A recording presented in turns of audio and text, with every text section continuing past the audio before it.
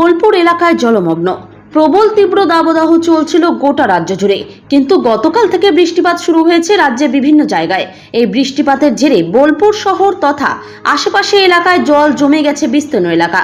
এর মধ্যে শান্তিনিকেতন এলাকায় গোয়ালপাড়ায় যে কোপাই নদী রয়েছে তার জলস্তর এতটাই বেড়ে গেছে যে গোটা এলাকা জল আর জল। কোপাই নদীর ওপরে যাতায়াতের জন্য বোলপুর থেকে কসবা ও সিউড়ি যাওয়ার যে ব্রিজ রয়েছে সেই ব্রিজটি এখন জলের তলায়। এর ফলে যাতায়াত বন্ধ করে দেওয়া হয়েছে যাতে কোনো অপ্রীতিকর দুর্ঘটনা না ঘটে প্রশাসনিকের পক্ষ থেকে।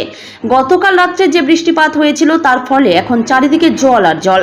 অন্যদিকে আরেকটি চিত্র ধরা পড়ল 51 পীঠের অন্যতম পীঠ কঙ্কালীতলা। সেই কঙ্কালীতলা কোপাই নদীর জলের তলায় এখন। বেলা বাড়ার সঙ্গে সঙ্গে জলও বাড়ছে। যদিও দুপুর থেকে বৃষ্টিপাত একটু কমেছে, বোলপুর মহকুমা আশপাশের অঞ্চল প্রায় জলমগ্ন।